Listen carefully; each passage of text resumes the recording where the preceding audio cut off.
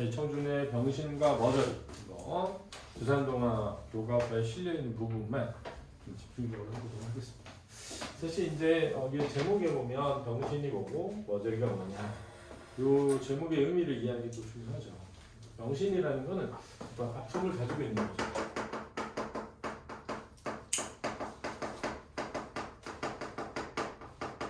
그렇죠? 그렇죠? 그 다음에 그 아픔의 뭐도 알아? 원인을 알아요. 그렇죠? 그렇기 때문에 그 아픔을 뭐 할 수 있어? 극복할 수 있는 의지를 지니고 있다. 이렇게 이해하면 될 것 같아요. 그렇죠? 그럼 머저리는 뭐지? 라고 생각할 때 일반적으로 이제 여기서 이 소설에서의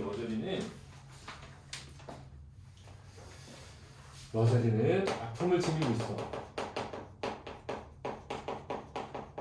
이제 근데 원인을 알지 못해.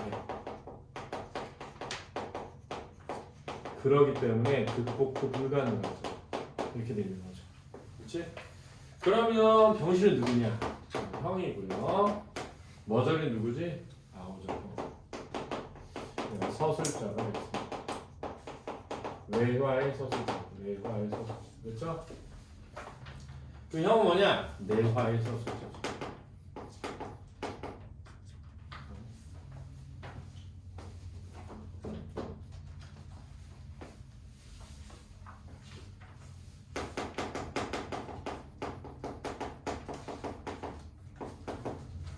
그렇죠? 이렇게 되어 있고요. 단편 소설이라는 건 글의 길이를 기준으로 했을 때 단편 소설이에요. 이거보다 길면 뭐라 그러게?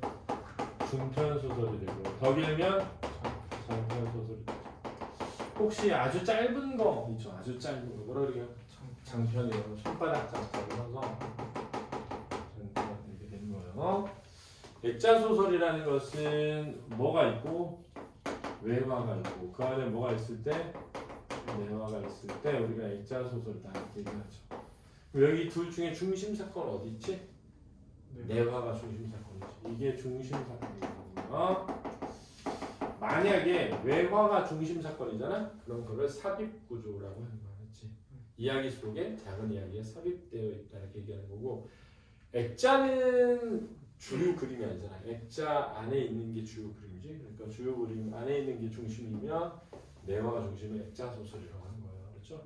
성격은 심리적이다. 이 말은 뭐냐면 어떤 인물의 심리 중심.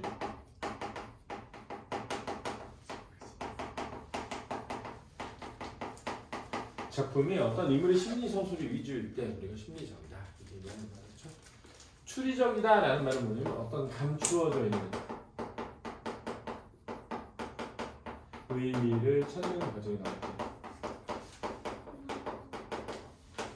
이걸 추리적이다라고 하는 겁니다. 여기서 이제 형의 아픈 소설 속에 담겨 있는 내용의 의미를 추리하는 과정이 나오죠. 그래서 추리적이다라고 하는 겁니다. 내부는 1인칭 주인공 시점이에요. 그래서 누가 서술자라고? 형이. 그렇죠? 외부는 1인칭 관찰자 시점과 주인공 시점이 섞여 있는데 누가 서술자라고? 동생. 그 동생이 누구에 대한 얘기를 해? 형에 대한 얘기를 해. 그래서 형이 주인공이니까 동생은 관찰자가 되지. 그지? 근데 마지막에 가면 동생이 누구 얘기를 해? 자기 얘기도 합니다. 그래서 그러면 주인공 시점이 되는 거야. 이해됐지? 외부는 6.25 전쟁 중 강계라는 곳의 어느 시골이고요. 외부는 6.25 전쟁 이후에 10년 뒤 어느 도시를 바탕으로 하고 있고요. 주제는 삶의 방식이 다른 형제의 아픔과 극복 의지에 대한 것입니다. 특징은 액자식 구성이고요. 추리 소설적 서사 구조를 지니고 있다는 특징도 있고 고도의 상징적 의미를 지니고 있다는 특징이 있습니다. 그러면 같이 한번 보도록 하죠. 화가인 나는 애인인 혜인으로부터 이별 통보를 받지만 그녀를 잡지 못하고 단지 누군가의 얼굴을 그리고만 있다 했는데 이제 나는 화가죠. 자, 이별을 통보받았고요. 그렇죠? 누군가의 얼굴을 그리려고 해요. 하는 겁니다. 자, 여기서 이제 중요한 건 이런 거죠. 여보세요. 여기서 이별을 통보받았을 때 이별은 바로 아픔의 원인이죠. 그렇죠? 아픔의 원인이 되는 겁니다. 그렇죠? 그런데 이제 그냥 아픔의 원인이긴 한데 이제 거기에서 내가 뭐 어떤 아픔을 지니고 있는 건지는 모르는 상태. 그래서 그림을 그린다라고 하는 것은 그 아픔을 치유하려는 시도라고 할 수 있습니다. 그렇죠? 치유하려는 시도. 그러다 우연히 형이 쓴 소설을 보게 되고 그러네요. 자, 형이 지금 뭐죠? 의사입니다. 의사. 그렇죠? 의사요. 자, 형이 아프면 오늘 뭐지? 환자를 죽게 했습니다. 환자를. 한 것이죠. 그렇죠? 환자를 죽게 한 아픔을 지니고 있어요. 그래서 뭘 그려? 소설을 쓰는 겁니다. 그렇죠? 그렇죠? 그래서 이 소설을 쓰는 과정에서 자신이 6.25 전쟁 때 겪었던 어떤 아픔을 끄집어내. 그래서 그 아픔을 치유하는 소설의 과정을 통해 환자를 죽게 한 자신의 죄책감에 대해서 극복하게 되는 거예요. 그렇죠? 그리고 이 소설을 불태워버리는 거죠. 이해됐어? 이게 이제 중요한. 이 구조를 이해해야 돼. 이 구조를. 그렇지? 우연히 형이 쓴 소설을 보게 되고 그로부터 나는 그림을 그릴 수 없게 됩니다. 의사인 형은 6.25 전쟁에 참전했을 때 상처를 간직한 이유로 한 소녀의 수술을 실패한 것을 계기로 병원 일을 중단하고 소설을 쓰기 시작합니다. 그러니까 소녀를 죽게 만든 것도 상처인데, 그렇지? 소설 속의 일도 뭐야? 상처가 있는 거야, 그렇지?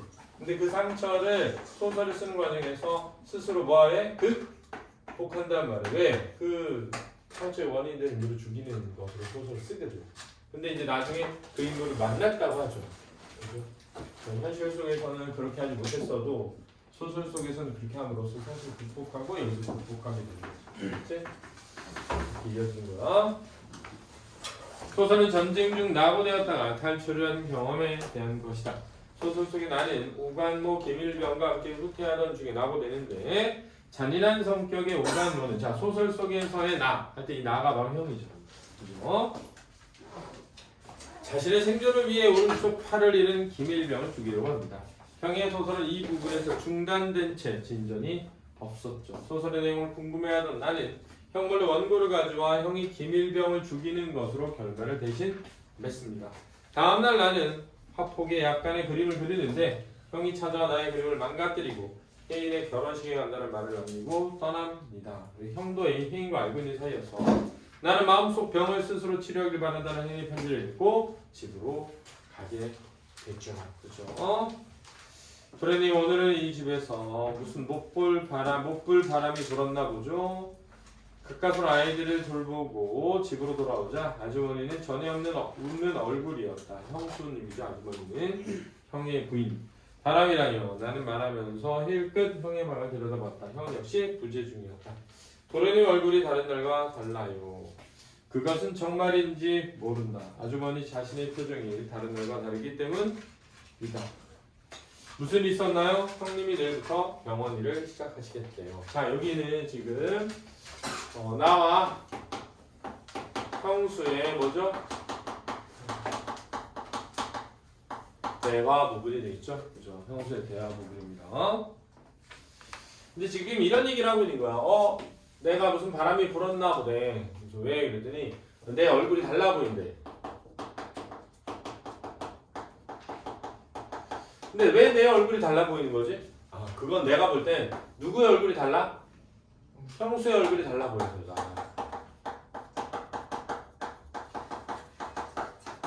이렇게 얘기하는 거죠, 그죠? 근데 형수가 얘기를 해. 뭐라고 얘기하지? 아, 형이 다시 뭐 한다고? 병원 일을 시작한대. 그러면 형수에게 고민은 뭐냐면 형이 겪었던 어떤 아픔이 본질적 고민이 아니라 형수의 고민은 뭐지? 형이 일을 안 하는 것에 의한 고민이었던 거지. 그러면 형이 다시 병원 일을 하면 형수의 고민은 뭐지? 해소되는 거잖아, 그렇지? 그 고민이 해소된 얼굴인 거지. 이해됐지? 그걸 얘기하려는 거야 지금. 아주머니는 어느 누구에게라도 그 말을 하려고 기다리고 있었던 듯 더 이상 참지 못하고 기쁜 얼굴이야. 웃음의 비밀을 털어놓았다. 그러니까 이런 거지. 사실은 이런 거지. 야, 너 무슨 좋은 일 있어? 이렇게.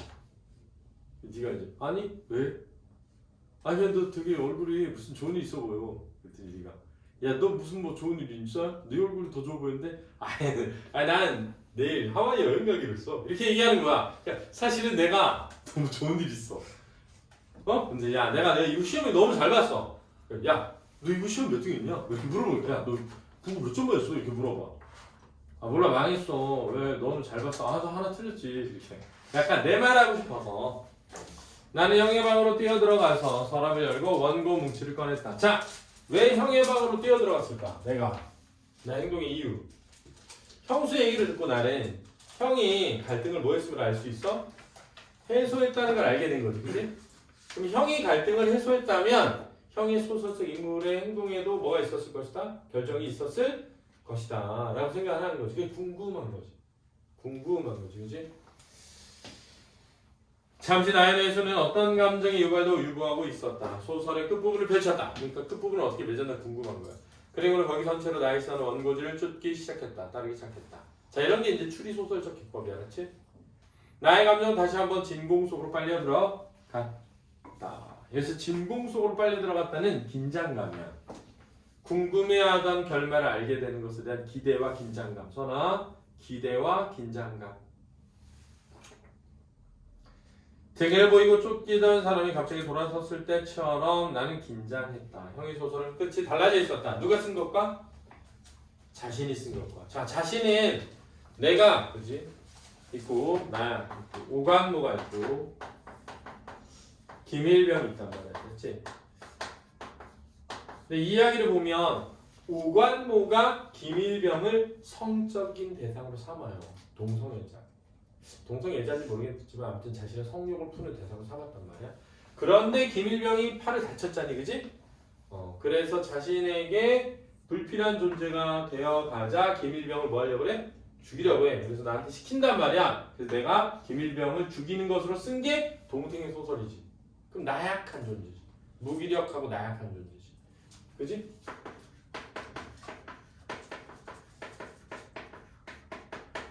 원래 내가 쓴 소설. 이해되니? 형은 내가 쓴 부분을 잘라내고 자신의 다시 끝을 맺어놓고 있었다. 형의 경험이 이 소설 속에 얼마만큼 사실성을 유지하고 있는지는 알 수 없다. 혹은 적어도 이 끝부분만은 형의 완전한 픽션인지를 모른다. 형은 나의 추리를 완전히 거부해버리고 있었다. 자, 이게 이제 외화야, 그렇지? 나는 여기서부터 내화야, 그렇지? 그래서 나는 누구야? 사실상 형이지, 그렇지? 관모가 나타날 때까지 동굴을 들락날락만 하고 있다. 하고만 있다. 드디어 관모가 동굴까지 올랐다. 그 얼굴이 어둠 속에서 땀에 번들거렸다. 자, 이거는 긴장한 관모의 얼굴을 묘사한 거야.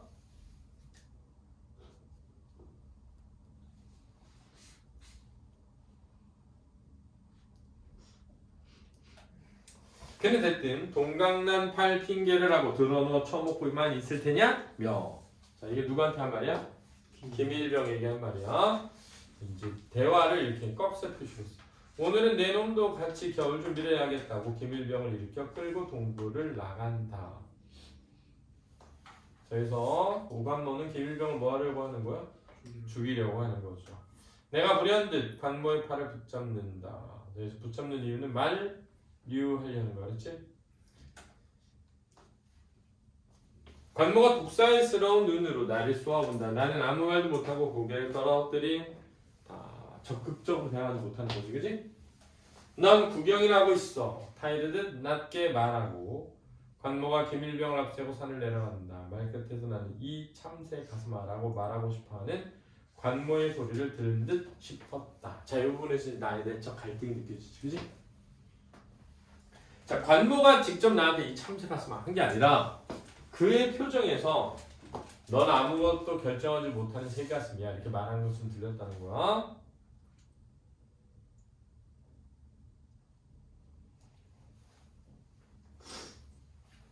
뜻밖의 기동으로 침착하게 발길을 내려 걷고 있는 김일병은 단 한 번 길을 내려가면서 나를 돌아본다. 그러나 그 눈에는 아무것도 찾아볼 수가 없다. 둘은 눈길에 검은 발자국을 내며 골짜기로 내려갔다. 자, 그러나 그 눈에는 아무것도 찾아볼 수가 없다. 왜? 여기서 아무것도는 뭐니? 희망 같은 거. 삶에 대한 희망 같은 거. 그렇지? 이미 그러면 개밀병은 자신의 뭘 예감하는 거야? 죽음을 예감하는 거야. 둘은 눈길에 검은 발자국을 내며 골짜기로 내려갔다. 그리고 그들이 골짜기에 잣나무 숲으로 아물아물 숨어 들어가 버릴 때까지 나는 거기에 못 박힌 듯 붙어 서 있기만 했다. 무기력한 모습이죠. 어느덧 눈은 그치고 눈 위를 스쳐온 바람이 관목 사이로 기분 나쁜 소리를 내며 빠져나갔다. 드문드문 뚫린 구름장 사이로는 바쁜 별들이 서쪽으로 흐르고 있었다. 조금 뒤에 골짜기에서는 한 발의 총소리가 정막을 깼다. 자, 그래서 이 총소리는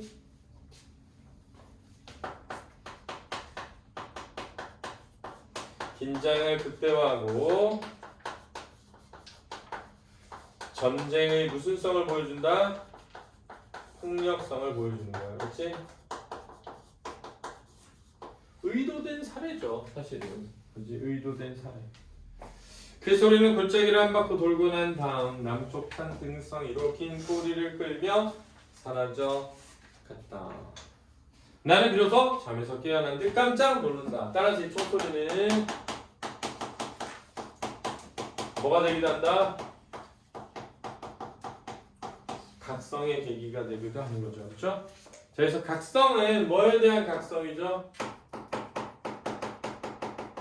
인간성에 대한 각성이죠. 그죠?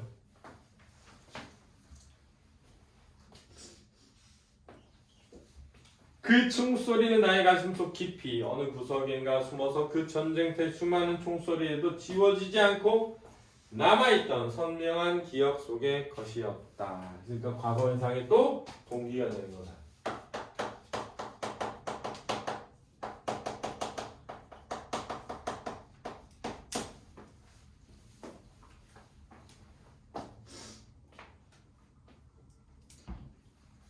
어린 시절 노루 사냥을 갔을 때 서로를 메아리치던 그 비전과 살의를 담은 싸늘한 음향이었다. 싸늘한 음향, 총소리를 비유적으로 표현한 거야. 그러자 나의 눈앞에는 그 설원에 끝없이 번져가는 핏자국을 떠올렸다. 자, 여기서 핏자국은 누구의 핏자국? 노루의 핏자국이야. 과거 해상 속에. 그때 또 한 발의 총소리가 메아리쳐 올랐다. 나는 몸을 부르르 떨고 나서 동굴 구석에 남은 한 자루의 총을 걸어매고 그 핏자국을 따라 산을 내려갔다. 라고 할 때 이 핏자국은 뭘까요?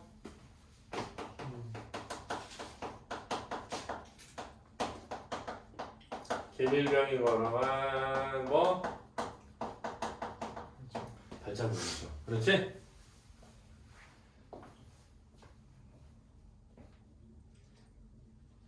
오늘은 그 노루를 보고 말겠다. 피를 토하고 쓰러진 노루를. 그래서 노루는 누굴 상징하니? 개밀병을 상징하니.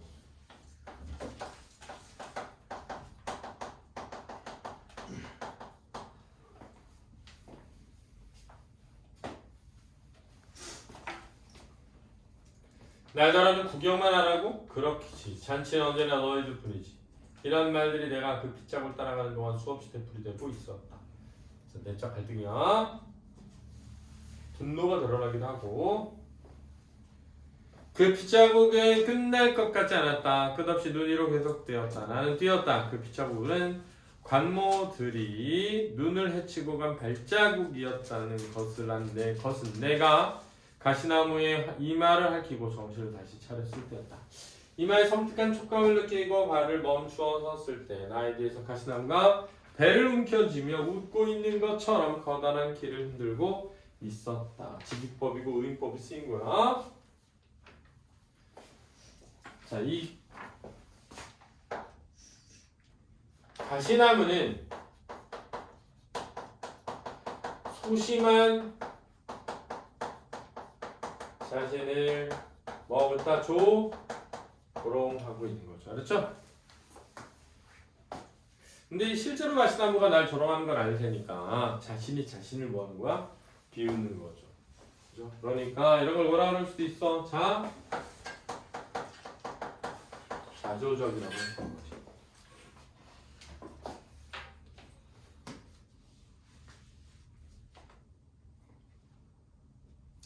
나는 잣나무 숲속을 들어서 있었다. 이마에 손을 대어보니 미끄럽고 검은 것이 묻어났다.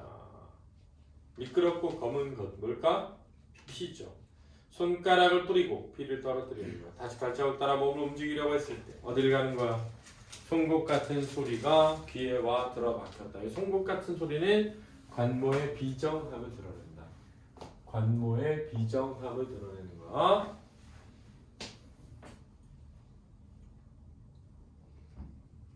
나는 흠칫 놀라 밤을 멈추고 주위를 둘러보았다. 발자국이 사라진 쪽과 반대편 언덕 아래에서 관모가 총을 내 쪽으로 받쳐들고 서 있었다.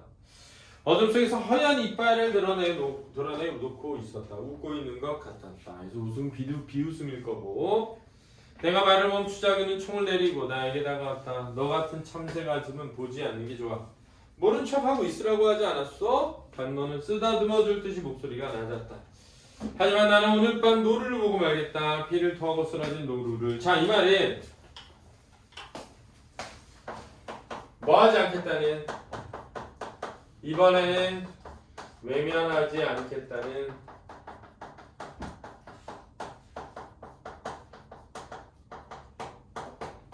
내적 다짐을 표현하고 있는 말이다.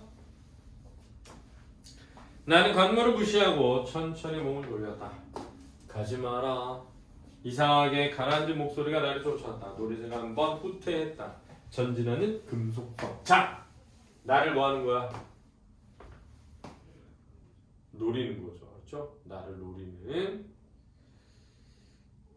나의 뇌수를 쪼았다. 뇌수가 아팠다. 나는 등 뒤로 독사 눈깔처럼 까맣게 나를 노리고 있을 총구를 의식했다. 또 뒤를 주고 섰구나. 뒤를. 포성이 다시 올 희망은 없다. 먹을 게 없어지면 우리가 찾아가야 한다.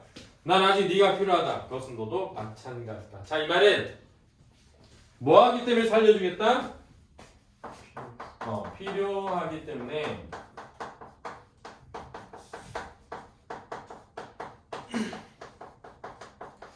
이런 데서 이제 관모에 어떤 태도가 드러난다? 이기적 태도가 드러난다. 그렇지? 자신에게 이익이 되면, 그죠? 사실 김일병, 자기 성적 욕망의 해소의 대상으로 실컷 써먹고, 그지? 도움이 되지 않자 버린 거잖아. 땡땡땡. 돌아서라.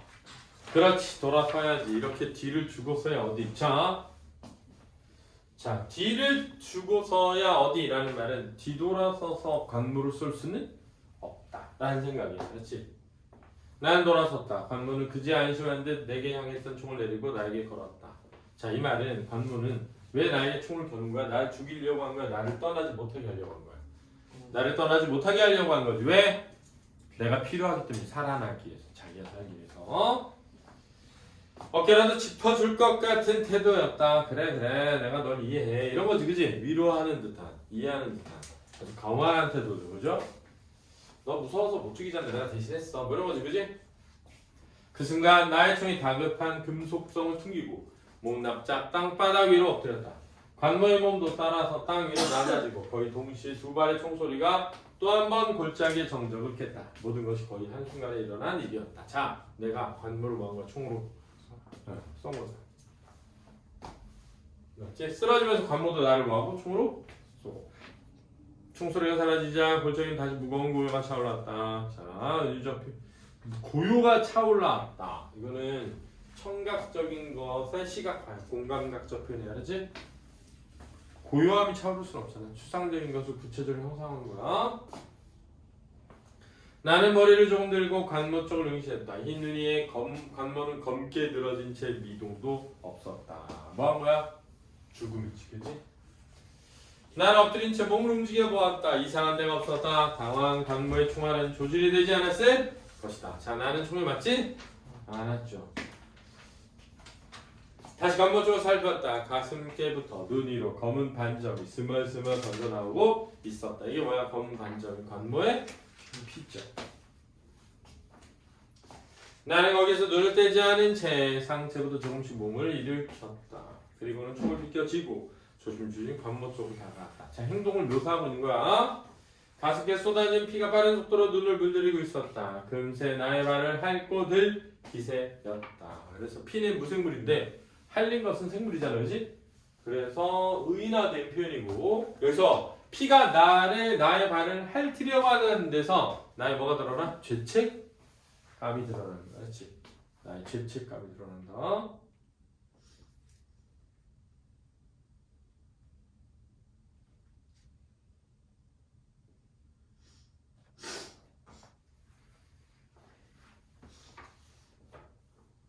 나무들은 높고 산골에 소름 끼치는 고요가 짓누르고 있었다. 이상스러운 외로움이 뼛속으로 배어들었다. 그때 갑자기 건모가 꿈틀했다. 그리고 계속해서 조금씩 꿈틀거렸다. 그것은 모래성에서 모래가 조금씩 흘러내린 것처럼 작고 신경에 닿아오는 것이었다. 나는 겁이 나기 시작했다. 왜? 관모가 살아날까봐. 그렇지. 어느새 핏자국이 눈을 타고 나의 발등을 덮었다. 나는 한참 동안 두려운 눈으로 관모의 움직임을 지켜보고 있었다. 입으로 짠 것이 흘러들었다. 여기서 짠 것은 이마에 난 상처로 인한 피야. 손으로 이마를 짚었다. 생채기에서 볼로 미끈한 것이 흐르고 있었다. 관모의 움직임은 더 커가는 것 같았다. 금방 팔을 짚고 일어날 것 같은 생각이 들었다. 짠 것이 계속해서 입으로 흘러들어왔다. 나는 천천히 총대를 받쳐들고 관모를 겨누었다. 탕! 총소리는 산골의 고요를 멀리까지 쫓아버리듯 곧자기를 샅샅이 훑고 나서 등성이 너머로 사라졌다. 이것도 화류적 표현이고 그 소리에 여운을 타고 웬 그리움 같은 것이 가슴을 젖어들었다. 문득 수면에 어리는 그림자처럼 희미한 얼굴이 떠올랐다. 이거는 이제 또 자신의 또 다른 얼굴이죠. 그래서 희미한 얼굴은 뭐가 해소된 거야? 갈등이 해소된 거죠. 그렇죠? 어린 시절 그지? 노루에게서 느꼈던 죄책의식 또 김일병에게 느끼는 죄책감 이걸 뭐하게 된 거예요? 해소하게 된 거죠. 그것은 웃고 있는 것 같았다. 그리고 좀 더 확실해지기만 하면 나는 그 얼굴 알아볼 수 있을 것 같았다. 오래전부터 나와 익숙했던 어쩌면 어머니의 뱃속에 있기도 전부터 이미 알고 있었던 것 같은 그리운 얼굴이었다. 그러나 생각이 나지 않았다. 안타까웠다. 생각이 나기 전에 그 수면 위의 그림자처럼 희미하던 얼굴은 점점 사라져갔다. 나는 눈을 감았다. 그리고 계속해서 방아쇠를 당겼다. 누굴 죽이기 위해? 관모를. 그렇지? 총소리가 다시 산골을 메웠다. 짠 것이 자꾸 입으로 흘러들어왔다. 탄환이 나고 총소리가 멎었다. 피투성의 얼굴이 웃고 있었다. 그것은 나의 얼굴이었다. 자, 갈등이 뭐 된 거라고요? 해소된 것이죠. 그죠? 비정한 폭력에 정하지 못했던 나약한 자신의 모습을 뭐하게 되었다? 극복한 것이다. 라고 하면 되겠습니다. 자, 요 뒤에는 좀 이따가 이어서 할게요. 전체로 소설을 다 읽고 나서 자 여기서부터 뭐가 시작되는 거야? 왜? 화가 시작되는 거예요. 나는 비로소 싸늘하게 식은 저녁상과 싸늘하게 기다리고 있는 아주머니를 의식했다. 자 그만큼 뭐의 경과? 시간의 경과. 몸을 씻은 다음 상 앞에 앉아서도 나는 아직 아주머니에게 눈을 주지 않고 있었다. 왜? 소설의 결말에서 받은 충격 때문이야. 그렇지? 신경이 한 곳에 쏠려 있었기 때문에 그렇지? 관심을 주기가 어려운 거야. 나의 추리는 완전히 빗나갔다. 그래서 나의 추리는 뭘까? 소설의 뒷부분에 대한 결말의 추리야. 그렇지? 소설의 뒷부분에 대한 결말의 추리. 그러나 그런 건 개념할 필요가 없었다. 소설의 마지막에서 형은 퍽 서두른 흔적이 보였지만 결코 지워지지 않는 연필로 그린 듯한 비교법 강한 선으로 얼굴을 이야기하고 있었다. 여기서 얼굴이란 결말의 완성이 되겠다. 그렇지? 자 그리고 이 결말의 완성이라는 건 뭐니? 상처의 뭐야? 치유이고 극복이고. 자 예를 들어서 내가 김일병을 죽였거나 그렇지? 또는 관모가 김일병을 죽이는 것을 방조했거나 나는 뭘 느꼈겠어? 죄책감을 가지고 있었겠지. 그런데 그 소설의 결말은 내가 관모를 모함으로써 죽임으로써 그 죄책감을 씻어내는 과정이잖아. 그지? 형이 낮에 나의 그림을 찢은 이유가 거기에 있었다. 자, 나의 그림을 찢은 이유는 뭐니? 나의 무기력함과 나약함에 대한 비판이죠. 그지? 내일부터 형이 병원 일을 시작하겠다는 말을 알 수 있을 것 같았다. 즉 형은 갈등을 뭐한 거야? 극복한 거죠. 그리고 동료를 죽였기 때문에 천리길의 탈출에 성공할 수 있었다던 수수께끼의 답도 거기 있었다. 즉 과거에 형이 이야기했던 이야기 속에 어떤 궁금했던 이야기를 이 소설을 통해 뭐하게 되었다? 알게 되었다라는 거죠. 나는 상을 물리고 나서 담배를 피워물고 마루로 걸터앉았다. 형님은 소설 다 끝내져 놨지요. 아주머니가 곁에만 앉았다. 네, 읽어보셨어요? 아니요, 그저 그런 것 같아서요. 여자들의 직감은 타고난 것이었다. 지극히 촉각에 예민한 곤충처럼 모든 것을 피부로 느끼고 알아냈다. 이상한 일이군요. 알 수가 없어요. 형님은. 자, 그래서 알 수가 없다는 건 갈등이 해소되어서 병원 일을 한다는 것에 대한 기쁨이 있지만 왜 마음이 그렇게 변했는지에 대해서는 알지 못한다는 거죠. 그죠? 나는 아주머니의 말을 알 수 있었다. 모르시는 대로 괜찮을 거예요. 도련님도 마찬가지예요. 제게도 모르실 때가 있나요? 도련님도 마찬가지예요 라는 말은 누구랑 마찬가지라는 거야? 형과, 그지? 형과 마찬가지라는 거야. 요즘 통수를 잡수시지 않는 것, 그 아가씨에 대한 복수예요. 그 아가씨는 혜인이야. 아주머니 복잡한 이야기를 싫어했다. 이야기를 따라가기가 힘들어지면 언제나 나의 꼬리를 끌고 잡아당겨 뒷걸음질시켜 매우 못 추게 해오곤 했다. 그 아가씨 오늘 결혼해버렸어요. 자, 여기서 이제 나와 형수의 뭐야? 대화지. 그 대화를 통해서, 그지? 뭐가 드러나? 뭐가 드러나? 형의 고민과 갈등이 뭐였으면?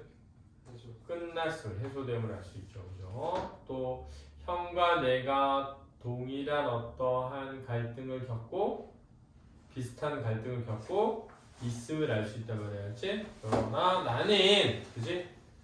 그것을 제대로 이해하지 못하고 해설하지 못하는 거죠. 11시가 조금 지났을 때 대문이 열리고 형이 들어오는 소리가 났다. 나는 천장을 쳐다보고 누워 형의 거동 하나하나를 귀로 좇고 있었다. 자, 관심이지? 관심. 형 몹시 취한 모양이었다. 화난 짐승처럼 숨을 씩씩거리며 아주머니의 말에 대꾸도 하지 않고 방으로 들어갔다. 왜 화가 났을까? 갈등을 해소했나? 어떤 자기가 마주하고 싶지 않은 현실 때문이겠죠. 그죠? 좀 뒤에 형은 다시 문을 열고 나왔다. 그리고 무슨 종이를 푹푹 찢어댔다. 성냥을 그어 거기에 불 붙이는 소리가 나고 잠시 조용해졌다. 소설을 찢는 거지, 그지?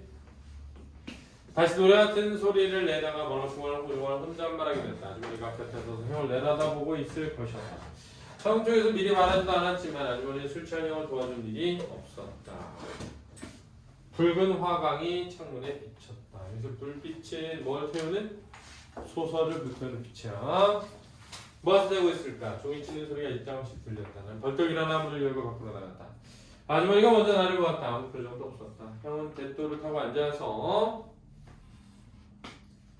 그 왕고뭉치를 한 장 한 장 뜯어내 물에 던져놓고 있었다. 한참 만에야 형은 천천히 고개를 돌려 나를 쳐다보았다. 그 얼굴이 비죽비죽 웃고 있었다. 비웃음이야. 형은 다시 불 붙고 있는 원고지 쪽으로 얼굴을 돌려봤다. 병신새끼. 자, 여기서 병신새끼라는 건 두 가지. 하나는 뭐니? 소설의 결말을 비겁하게 쓴 나에 대한 비난. 알았지? 두 번째는 뭐야? 나의 갈등의 원인도 알지 못하는 나의 머저리와 같은 행동에 대한 비난이야.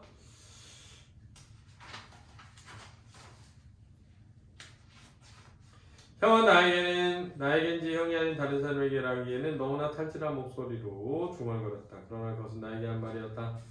다음 순간 형은 나를 다시 똑바로 쳐다봤다. 너의 그 귀여운 아가씨는 정말 널 싫어했니?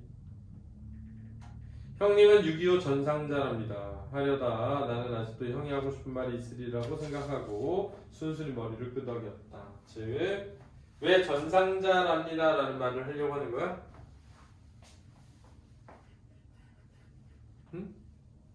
일단 첫 번째는 형의 질문에 대한 답을 뭐하기 위해? 회피하고 싶어서.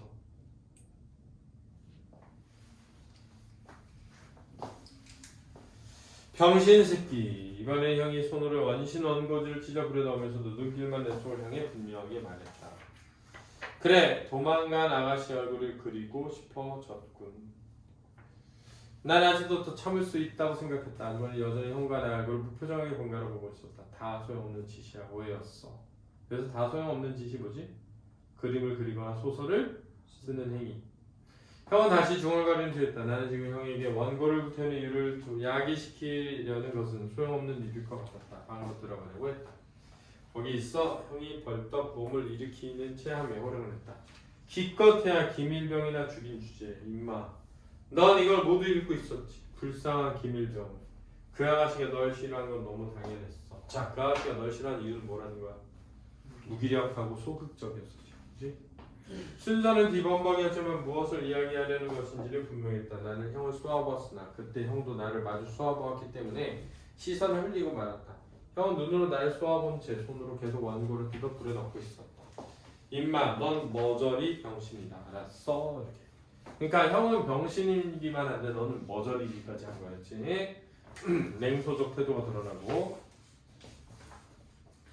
형이 똑 소리를 꽥 질렀다. 그리고 그것은 지극히 당연한 말이었다는 듯이 머리를 두어 번 끄덕이고 나서는 그런데 말이야. 갑자기 장난스럽게 손짓을 했다. 형은 손에서 원고 뭉치를 떨어뜨리고 나의 귀를 잡아 끌었다. 술 냄새가 호흡을 타고 내장까지 스며드는 것 같았다. 형은 아주머니까지도 들어서는 안 될 이야기가 있는 것처럼 귀에다 입을 대고 가만히 속삭여왔다. 넌 내가 소설을 불태우는 이유를 묻지 않는군. 자, 소설을 불태우는 이유는 뭐야? 소설이 쓸모없게 든 것. 너무나 정색을 한 목소리여서 형의 얼굴을 보려고 했지만 형의 손이 귀를 넣어주지 않았다. 그런데 너도 읽었겠지만 그 내가 죽인 관모놈 있잖아? 오늘 밤 나 그놈을 만났단 말이야. 그러니까 이게 현실이죠. 그죠? 그리고는 잠시 말을 끊고 나를 천천히 살펴보고 있었다. 자, 현실의 관모는 살아있기 때문에 소설은 쓸모가 없다라고 얘기하는 거야. 그의 눈은 술에 젖어 있었지만 생각이 멀리 있는 것처럼 보이는 것은 결코 술 때문만은 아닌 것 같았다. 보통 이제 눈이 뭐에 젖어 있어야 돼? 눈물에. 그렇지? 술에 젖어 있다고 표현하는 거야. 술에 취해 있는 눈이었다 이런 거야. 술 때문만은 아니었던 것 같아. 그러나 형은 이제 안심이라는 듯 큰 소리로 그래 이건 쓸데없는 게 되어버렸지. 이 머저리 새끼야. 자, 여기서 이건 뭐야? 소설이죠. 그렇지? 왜 쓸데없는 게 되어버렸지? 현실은 여전히 그렇지? 폭력성과 그렇지? 비인간성이 판치는 세상이잖아. 그렇지?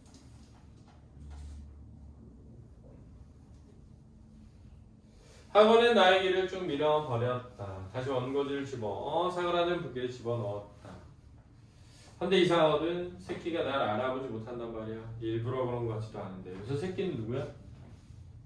오간모. 그렇죠?